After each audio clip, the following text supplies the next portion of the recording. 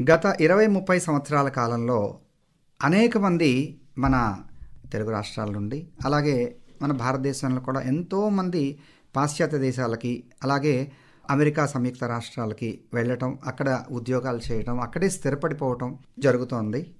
అలా స్థిరపడిపోయినటువంటి వాళ్ళలో చాలామంది మళ్ళీ మన ఈ స్వదేశం పైన మక్కువతో, వారి సొంత రాష్ట్రం పైన మక్కువతో, భాష పైన ఎంతో అభిమానంతో విశేషమైనటువంటి కృషి జరుపుతూ, అలాగే దానికి విశేషంగా నిధులు సమకూరుస్తూ, ఎన్నో వేల మంది కళాకారులను ప్రోత్సహిస్తూ చేస్తున్నటువంటి వారు కొందరు ఉన్నారు. అలాంటి వారిలో చాలా ప్రముఖమైనటువంటి వ్యక్తి, ప్రవాసాంధ్రులు, సాంస్కృతిక కళా పిపాసి శ్రీ తోటకూర ప్రసాద్ గారు ఈ రోజున మన కడప ఆల్ ఇండియా రేడియో స్టేషన్లో ఉన్నారు. నమస్కారం అండి. నమస్కారం మహేష్ గారు. మిమ్మల్ని కలుసుకోవడం మాకు చాలా సంతోషకరంగా ఉంది. ఎందుకంటే భాష, సాంస్కృతిక రంగం ఇవన్నీ కూడా ఉవ్వెత్తున లేచినటువంటి సాంకేతిక విప్లవంలో కొట్టుకుపోతున్నటువంటి తరుణంలో వీటన్నింటినీ పరిరక్షించాలని చెప్పి ఉద్దేశంతో మీలాంటి వాళ్ళు నడుము కట్టడం చాలా సంతోషకరమండి. అయితే ఇంత విశేషమైనటువంటి అభిమానము కళల పట్ల, భాష పట్ల, మన సంస్కృతి పట్ల మీకు ఎప్పటి నుంచి కలిగింది? అక్కడికి వెళ్ళిన తర్వాత కలిగిందా? ఇక్కడ ఉన్నప్పుడే మీకు కలిగిందా? చెప్పండి. ముందుగా ఆకాశవాణి కడప కేంద్రం శ్రోతలందరూ కూడా ప్రవాస భారతీయులందరి తరపున శుభాకాంక్షలు తెలియజేస్తూ ఉన్నా. మీరు అడిగిన ప్రశ్నకు సమాధానం ఆకాశవాణి నుంచే ప్రారంభమైంది. ఎందుకంటే నేను పుట్టింది గన్నవరం, కృష్ణా జిల్లా గన్నవరం. మేము పుట్టి పెరుగుతున్నటువంటి సమయంలో ఇతర ప్రసార మాధ్యమాలు కానీ, ప్రచార సాధనాలు కానీ ఏమి లేవు. అందరూ కూడా రేడియో పట్లే ఆకర్షితులై ఉండేవాళ్ళం. ప్రతి ఇంట్లో కూడా రేడియో మోగుతూ ఉండేది. ఆ రేడియోలో వచ్చేంటి కార్యక్రమాలు భాషకి, సాహిత్యానికి, అలాగే కళలకి ఒక పునాది వేసినాయని చెప్పుకోవచ్చు. బాల్యంలో ముఖ్యంగా మా నాన్నగారు ఈ కార్యక్రమాలని తప్పనిసరిగా వినాలని ఆంక్ష పెట్టి పనులన్నీ అందరూ పూర్తి చేసేసుకుని ఆ వచ్చే కార్యక్రమాల యొక్క సమయానుకూలంగా మేమందరం కూడా సిద్ధంగా ఉండేవాళ్ళం. దాంట్లో నాటకాలు కానివ్వండి, దేశభక్తి పూర్వకమైన గేయాలు కానీ, లేదా ప్రామాణికమైనటువంటి వార్తలు, ఇంకా అంతకన్నా కవి సమ్మేళనాలు కానీ ఇలాంటివి జరిగినప్పుడు ఇంకా అదొక పండగ వాతావరణం. అలా రేడియోకి అతుక్కుపోయి ఉండటం వల్ల ఏమవుతుందంటే భాష అంటే ఏంటో తెలుస్తుంది, అలాగే సంగీత సాహిత్యాల యొక్క ప్రభావం, విలువ ఏంటో తెలుస్తుంది. ముఖ్యంగా పసితనంలో నాటుకుపోయినటువంటి భావాలు పెరిగి పెద్దయిన కొందికి అవి ఇంకా పెరుగుతాయి కానీ తగ్గవు.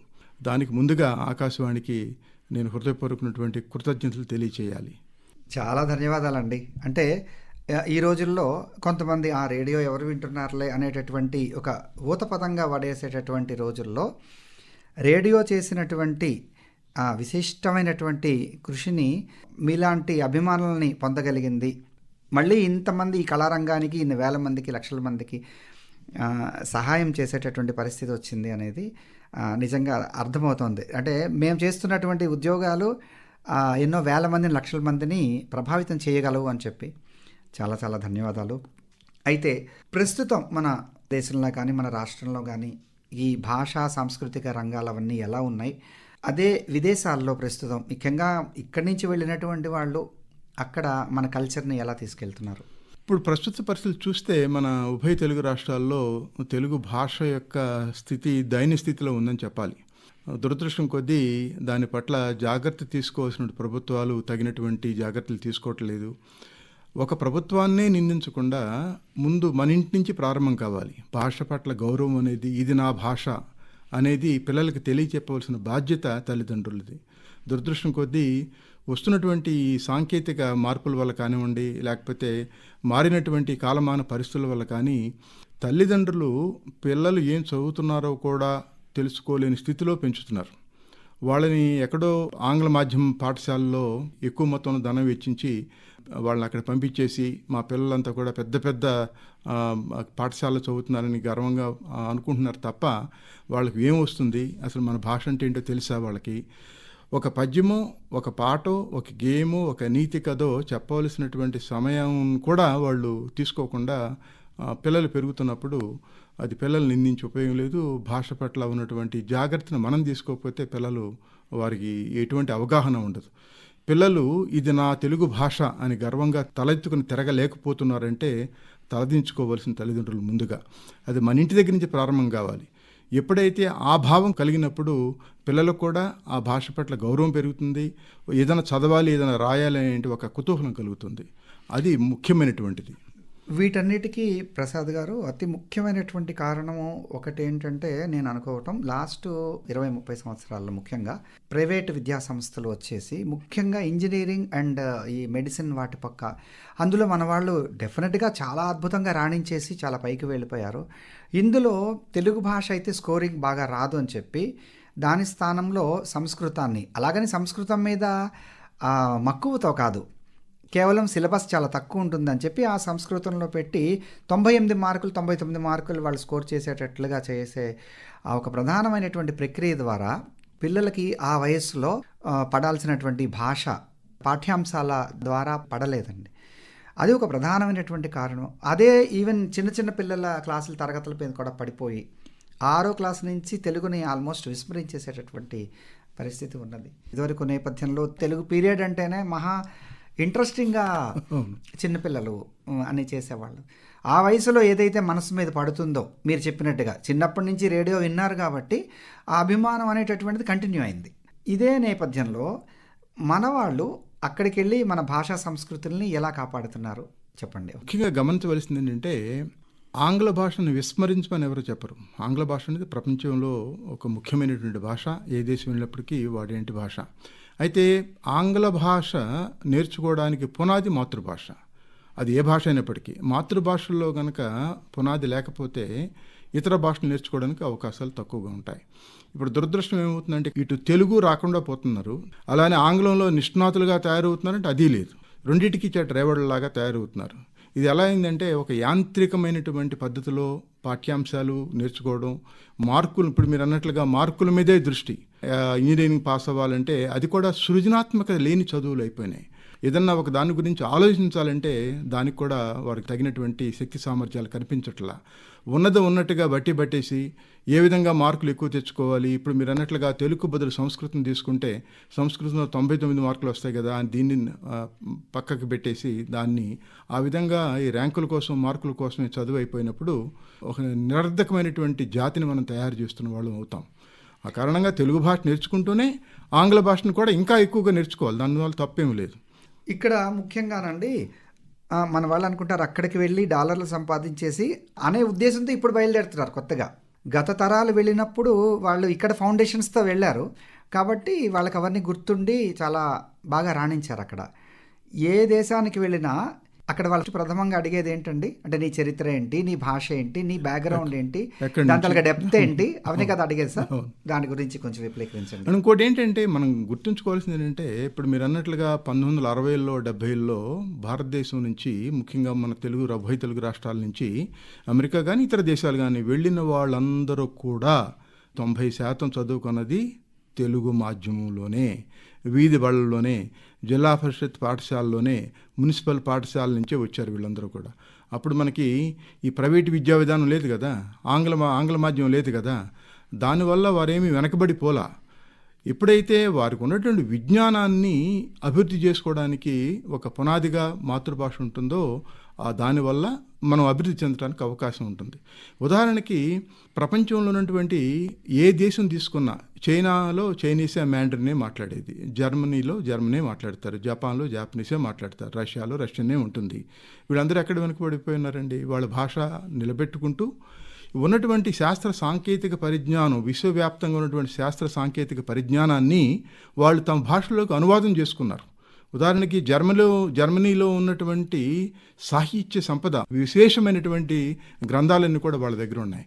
వాళ్ళ భాషలోకి తర్జుమా చేసుకుని పిల్లలకు చెప్తూ ఉంటారు. అందువల్ల వాళ్ళు ఎక్కడ కోల్పోవడంలా. కాబట్టి భాషకి తప్పనిసరిగా మనం గౌరవం ఇవ్వకపోతే అది భావితరాల్లో ఇప్పుడు మాట్లాడే వాళ్ళ సంఖ్య తగ్గిపోతుంది, దాని యొక్క అర్థం తెలీదు. మనకు కవులు, ప్రాచీన కవులు లేదా ఆధునిక కవులు, రచయితలు అవధానులు సృష్టించినటువంటి సాహిత్యం అంతా కూడా నిరర్థకం అయిపోతుంది. ఇవన్నీ కూడా గ్రంథాలయాలుగా పరిమితం అయిపోతాయి.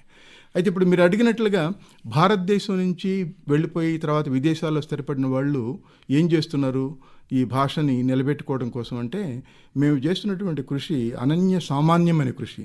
విదేశాల్లో ఉంటూ మన పిల్లలకి మన భాష, మన సంస్కృతి, మన వారసత్వ సంపదను అందించడానికి మేము పడే తపన అది ఊహించడానికి కూడా అలివి కానటువంటిది. కారణం ఏంటంటే పాశ్చాత్య సంస్కృతిలో వాళ్ళు బ్రతుకుతూ అక్కడ ఉన్నటువంటి సంస్కృతిలో వీళ్ళు మమేకమవుతూ అక్కడ ఉన్నటువంటి విద్యా విధానంలో మునిగి తేలుతూ అక్కడ ఉన్నటువంటి పోటీని తట్టుకుంటూ అనేకమైనటువంటి ఒత్తిడికి లోనవుతూ కూడా మన కూచిపూడి నాట్యం, భగవద్గీత, అలాగే తెలుగు భాష నేర్చుకోవడానికి వాళ్ళు పడేంటి శ్రమ, ఒక పక్క ఏవి మళ్ళీ అక్కడ ఆ రంగంలో వెనుకబడకూడదు, విద్యారంగంలో వెనుకబడిపోతే ఎన్ని ఉపయోగం ఉండదు. దాంతో పోటీ పడుతూ తల్లిదండ్రులు చేసుకున్నటువంటి శ్రమ, వీళ్ళని ఒక చోట నుంచి ఇంకో చోట తీసుకెళ్ళడం, వాళ్ళందరికీ కూడా సరైనటువంటి తరఫీదు ఇప్పించడం అనేది అది నభూతో నభవిష్యతి. అందువల్లే కనీసం పట్టుమని 10 మంది ఉన్నటువంటి ప్రాంతాల్లో కూడా మన తెలుగు నిలబడి ఉంటానికి కారణం. మీరు ముఖ్యంగా తానా లాంటి ఒక ప్రఖ్యాత సంస్థలకి, అంటే Telugu association of North America, TANA లాంటి ప్రముఖమైనటువంటి సంస్థలకి అధ్యక్షులుగా పనిచేసి ఇంకా అనేకమైనటువంటి సాంస్కృతిక సంస్థల్లో కూడా మీరు భాగస్వామ్యం ఉన్నది కదా మీకు. మరి అవి అన్నీ కూడా చేస్తున్నటువంటిది మీరు, అలాగే మీతో పాటు మిగతా అందరూ కూడా మీరు ఇప్పుడు చెప్పారు చాలా చాలా చేస్తున్నారని. అలాగే వారు చేస్తున్నటువంటి విశిష్ట సేవలు, అలాగే కళాకారులకి వారు అందిస్తున్నటువంటి ప్రోత్సాహకాలు ఏమిటి చెప్పండి. ముఖ్యంగా Telugu association of North America, TANA అనే సంస్థ దాదాపు 50 సంవత్సరాల క్రితం ఏర్పడినటువంటి సంస్థ. ఇది కూడా ఒక భయంలోంచి ఆందోళన నుంచి పుట్టినటువంటి సంస్థే. పెద్దలు 50 సంవత్సరాల క్రితం మన తెలుగు వాళ్ళమంతా కూడా ఇక్కడ వేరువేరు ప్రాంతాల్లో నివసిస్తూ ఉన్నాం.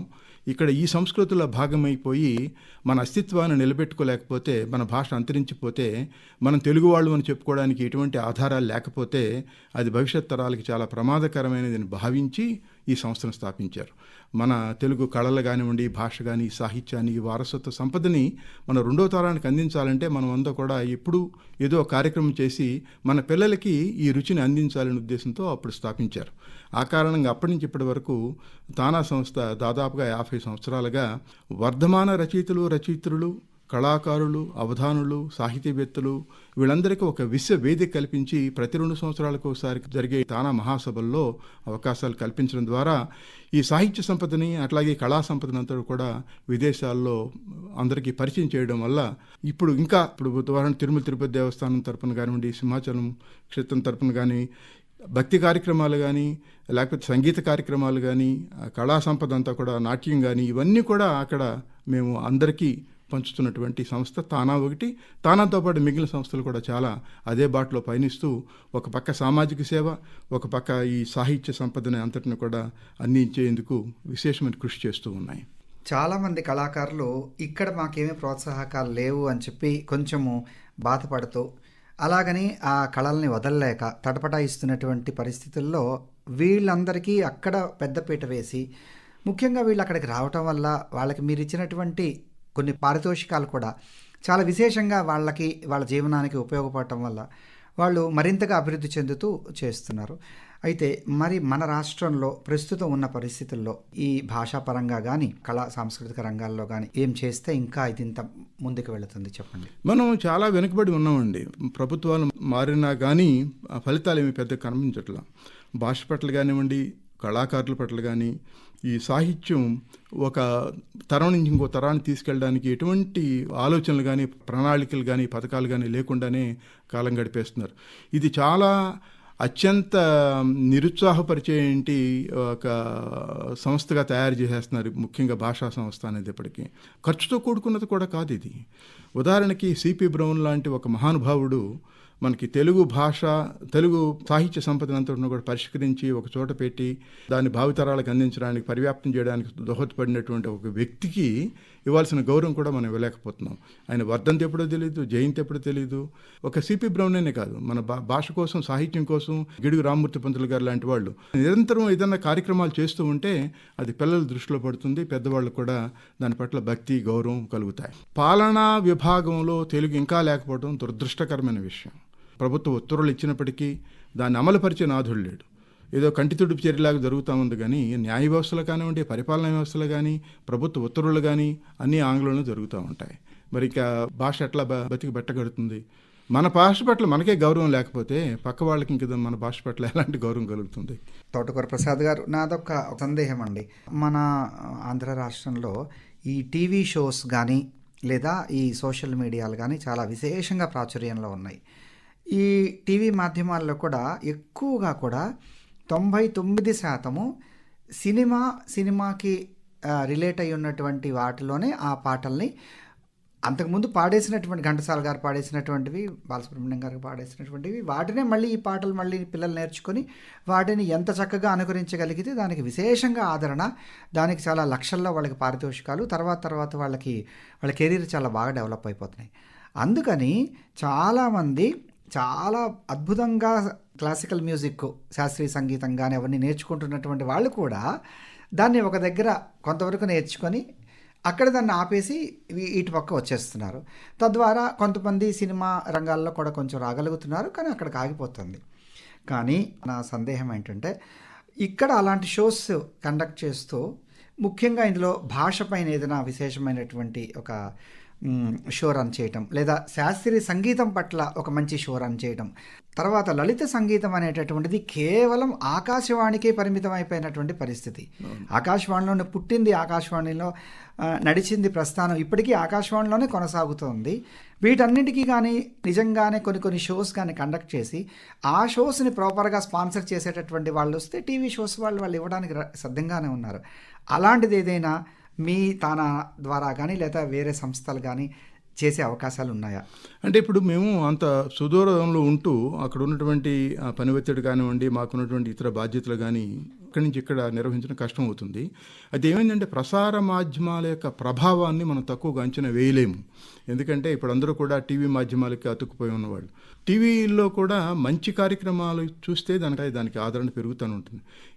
దురదృష్టం ఏంటంటే పోటీ ప్రపంచంలో రేటింగ్ కోసం, టీఆర్పీ రేటింగ్స్ కోసం అవాంఛనీయమైన సంఘటన జరుగుతున్న దాన్ని చూపించి రేటింగ్ పెంచుకోవడానికి ప్రయత్నం చేస్తున్నారు తప్ప అది సరైనటువంటి మార్గంలో వెళ్ళడంలా.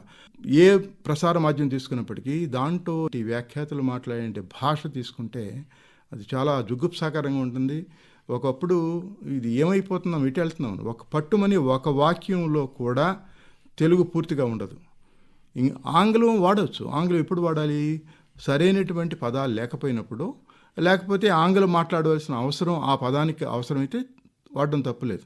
అలా కాకుండా వాళ్ళు మాట్లాడే భాషలో అక్కడక్కడ తెలుగు పదాలు ఎత్తుకోవాల్సి వస్తుంది తెలుగు మాధ్యమాల్లో.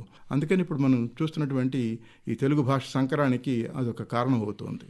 ఈ భాషా సంకరం తాలూకా పరిణామం ఇంకా ఎలా ఊహించవచ్చు మనం? ఇది చాలా దారుణంగా ఉంటుందండి. ఈ మధ్యకాలంలో మన స్వాతంత్ర దినోత్సవం సందర్భంగా లేదా రిపబ్లిక్ దినోత్సవం సందర్భంగా ఈ కొంతమంది యాంకర్లు వాళ్ళందరూ పెట్టుకొని ఈ మైకులు పట్టుకొని బయటకు వెళితే సుభాష్ చంద్రబోస్ గారు ఎవరంటే, లేదా మహాత్మా గాంధీ గారు ఎవరంటే, లేకపోతే జవహర్లాల్ నెహ్రూ గారు ఎవరంటే, ఇంకొక ఎవరంటే వాళ్ళు చెప్పేటటువంటి సమాధానాలు విని యాంకర్లకే పూర్తిగా మతిపోయేటటువంటి పరిస్థితి అట్లాగా ఉన్న పరిస్థితి. ముఖ్యంగా ఈ సోషల్ మాధ్యమాల్లో 2 నిమిషాల ఈ రీల్స్ అవి ఇవి వచ్చి వాటినే మళ్ళీ ఏ రకంగా వాళ్ళని పెంచుకొని చూపించుకోవాలనేటటువంటి పరిస్థితికి ఆగిపోతున్నారే తప్పితే ఇంత అనన్య సామాన్యమైనటువంటి ఇంత గొప్ప భాషా సంస్కృతులు మనకు ఉన్నాయి అనేటటువంటిది తెలియని పరిస్థితిలో కొత్త తరమే లేకపోతే ఇక ఇంకో తోటకూర ప్రసాద్ గారు కూడా రారు. ఇంకొక 10-15 సంవత్సరాల తర్వాత మీరు పెద్దవాళ్ళు అవుతారు. ఇంకొక జనరేషన్ వస్తే కదా అలా వాళ్ళకి ప్రోత్సహించడానికి వాళ్ళకి తెలియాలి కదా. మా తాతల నాడు నేతులు తాగారు, మా మూతుల వాసన చూడండి అని చెప్పుకునే పరిస్థితి వచ్చేటట్లుగా కనపడుతోందా? అంటే మీకు అక్కడి నుంచి చూసినప్పుడు మీరు అక్కడ బాగానే ఉన్నారు, కానీ మీరు ఇక్కడికి వచ్చినప్పుడు మీరు అన్నట్టుగా ఒక వాక్యంలోనే 4 ఇంగ్లీష్ పదాలు దొరికితే మరి ఏం జరుగుతుంది? అదే ఇప్పుడు వేదనంతా ఏంటంటే ఇంతకుముందు ఇక్కడి నుంచి కొంతమంది వచ్చేవారు, రాజకీయ నాయకులు కానివ్వండి, ఇతరులు వచ్చి అమెరికాలో పర్యటిస్తూ మీ పిల్లలకు తెలుగు నేర్పండి, మీ పిల్లలు తెలుగు సరిగ్గా మాట్లాడలేకపోతున్నారు, మన భాషను నిలబెట్టుకోవాలి మాకు చెప్పేవాళ్ళు. ఇప్పుడు దానికి విభిన్నంగా వాళ్ళు వచ్చి ఇప్పుడు ఏమంటున్నారంటే తెలుగు అంటే ఇక్కడే ఉంది, మేము నేర్చుకోవాలని అనే స్థాయికి వెళ్ళిపోయారు వాళ్ళు. ఇక్కడ శ్రద్ధ లేకపోవటమేనండి. అది ముఖ్యంగా నేను అనేది ఏంటంటే ఇది కేవలం ఒక సంస్థనో ఒక వ్యవస్థనో నిందించి ఉపయోగం లేదు. అది వ్యక్తిలో రావాలి, మార్పు రావాలి. ఇప్పుడు ఇతర పక్క రాష్ట్రంలో ఉన్నటువంటి భాషాభిమానం దాంట్లో ఆవగిందంతా మనకు లేదు. ఇటు తమిళనాడు ప్రభుత్వం తీసుకున్నా, అటు కర్ణాటక ప్రభుత్వం తీసుకున్నా, ఇటు మహారాష్ట్ర ప్రభుత్వం తీసుకున్నా, అక్కడ ఉన్నటువంటి ప్రభుత్వాలు కానివ్వండి, ప్రజలు కానీ భాష అంటే ప్రాణం ఇస్తారు. మీకెందుకు తమిళనాడులో ఆర్టీసీ బస్సులన్నీ కూడా మీ తమిళలోనే ఉంటాయి. విమానాశ్రయంతో సహా తమిళ పేర్లే కనిపిస్తే తర్వాత ఆంగ్లం ఉంటుంది కదా. కానీ అదేంటి వాళ్ళు ఇచ్చేంటి భాషకి ఇచ్చేంటి గౌరవం, ముందు తమిళంలో రాసుకుని ఆ తర్వాత ఆంగ్లంలో రాస్తారు. మరి ఇక్కడ అసలు ఆ పరిస్థితి ఎక్కడుంది?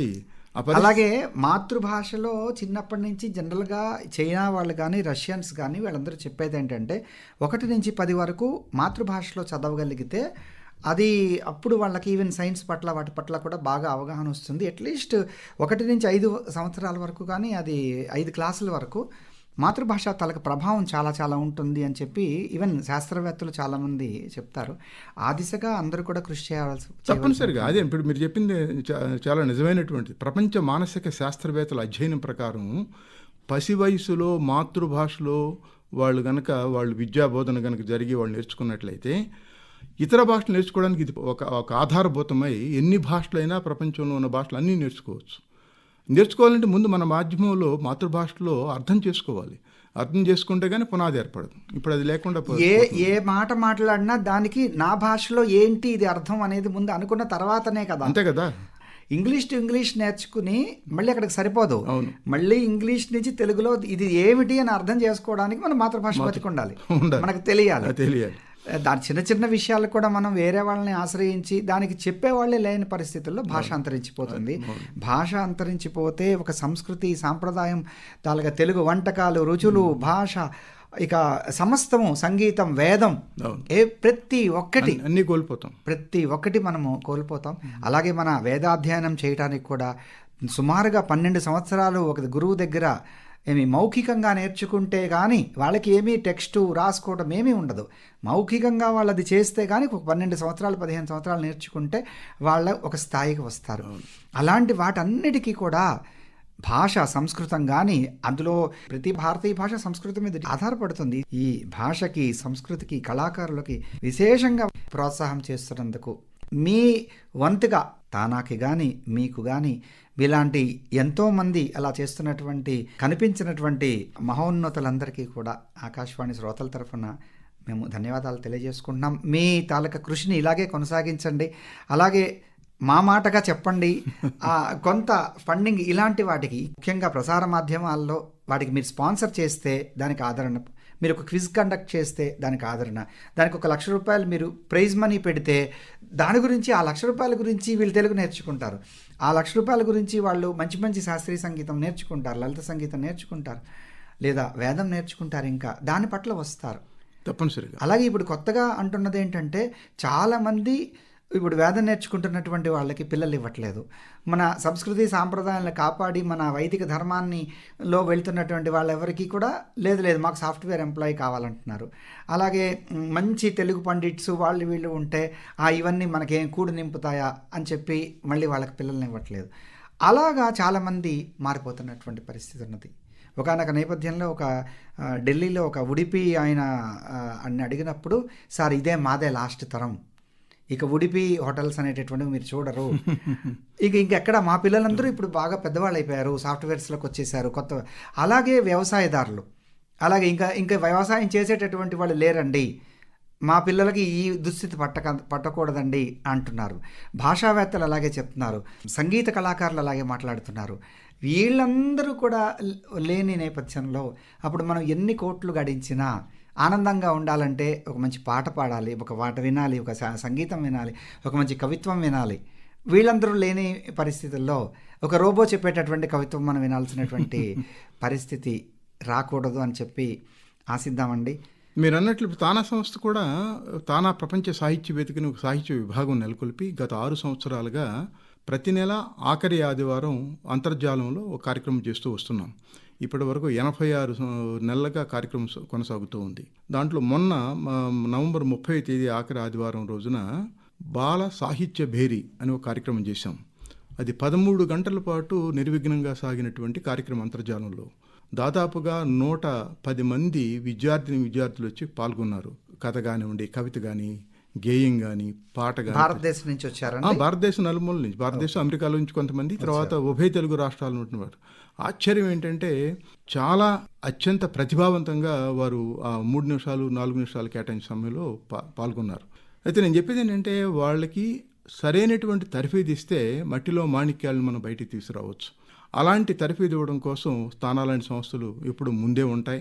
అలాగే సాహిత్యాన్ని మనం భావితరాలకు అందించడం కోసం ఇంకొక కార్యక్రమం మేము చేసింది ఏంటంటే, పద్మశ్రీ పురస్కార గ్రహీత ప్రముఖ గీత రచయిత సిరివెన్నెల సీతారామ శాస్త్రి గారి సాహిత్యం మొత్తాన్ని ఒక 6 సంపుటాల్లో ఇప్పటికీ వెలువరించి ఉన్నాం. కేవలం వెలువరించడం కాకుండా దాన్ని ఉభయ తెలుగు రాష్ట్రాల్లో ఉన్నటువంటి విశ్వవిద్యాలయాలకి అలాగే గ్రంథాలయాలకి ఉచితంగా పంపించాం. కారణం ఏంటంటే, ఆయన గీత రచన ఒక్కొక్క రచన ఒక సాహిత్య పరిశోధనకు నిలిచేంటిది. అందువల్ల అది ప్రజలకు అందాలి అనే ఉద్దేశంతో అది చేశాం. ఇప్పుడు డిసెంబర్ 15వ తేదీన గుంటూరు జేకేసీ కళాశాలలో కొసరాజు రాఘవయ్య చౌదరి గారి సాహిత్యాన్ని ఆవిష్కరిస్తూ ఉన్నాం. అది సినిమా సాహిత్యం, సినిమాయేతర సాహిత్యం. అలాగే జాతీయ పురస్కార గ్రహీత వేటూరు సుందరరామమూర్తి గారి సాహిత్యాన్ని 8 సంపుటాల్లో ఈ జనవరి 28, 29 తేదీలో ముద్రించి ఆవిష్కరిస్తున్నాం హైదరాబాద్ నగరంలోను, అలాగే ఆయన పుట్టినటువంటి పెదకళ్ళేపల్లి. ఇదంతా కూడా చేస్తున్నటువంటిది ఎందుకంటే, ఈ భాషని భావితరాలకు అందించాలి, ఇంత మహానుభావులు ఇంత గొప్ప సాహిత్య సంపదను సృష్టించారు అని తెలియజెప్పడం కోసం తానా సంస్థ చేస్తున్నటువంటిది. వేటూరి సుందరరామూర్తి గారి సాహిత్యాన్ని వేటూరి సాహిత్యాభిమాన సమితి ఆఫ్ అమెరికా అనే సంస్థ ద్వారా చేస్తున్నాం. మా కృషి, మాకున్నటువంటి సమయం, మాకున్నటువంటి నిధులన్నింటినీ కూడా సమకూర్చుకుని తప్పనిసరిగా చేస్తున్నాం. ఇప్పుడు మీరు అన్నట్లుగా కొన్ని ప్రోత్సాహ బహుమతులు ఇవ్వడానికి, లేకపోతే కొన్ని పోటీలు పెట్టడానికి మేము ఎప్పుడు ముందుంటాం. తప్పనిసరిగా కలిసి పనిచేద్దాం, మన భాషా సంస్కృతిని కాపాడుకుందాం. చాలా చాలా సంతోషం అండి. శతద సహస్రద, మీకు అభినందనలు. మీరు ఇలాగే ఇంకా వినూతనమైనటువంటి ఉన్నత శిఖరాలకి ఎదగాలి.